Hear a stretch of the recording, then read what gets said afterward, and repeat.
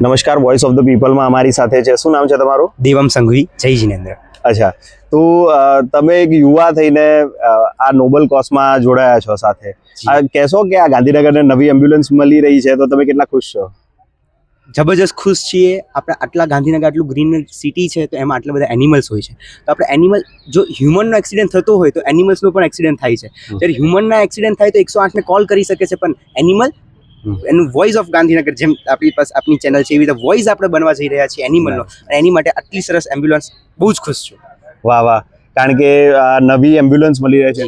તો આ જીવદયાનો વિચાર તમને કેવી રીતે, કારણ કે બહુ ઓછા લોકો હોય છે કે જેને આ જીવદયાનો અંદરથી વિચાર આવતો હોય છે, તો જી, એવું કહેવાય છે કે અમારા ગુરુદેવ શ્રી નમ્રમુનિ મહારાજ સાહેબે આવી સરસ મજાનું એક કાર્યની શરૂઆત કરી, અને એમાં બધા અમે સહયોગ દેવા માટે તૈયાર થયા છીએ.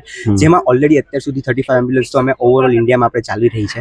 એમાં આ એક આપણે વન મોર એડ કરીએ છીએ ગાંધીનગરમાં, જેમાં ગાંધીનગરની ટીમની, આ આપણી અરહમ યુવા ટીમની અને ગાંધીનગર યુવા ટીમ બંને ભેગી થઈને આ એમ્બ્યુલન્સને રન કરવા જઈ રહી છે.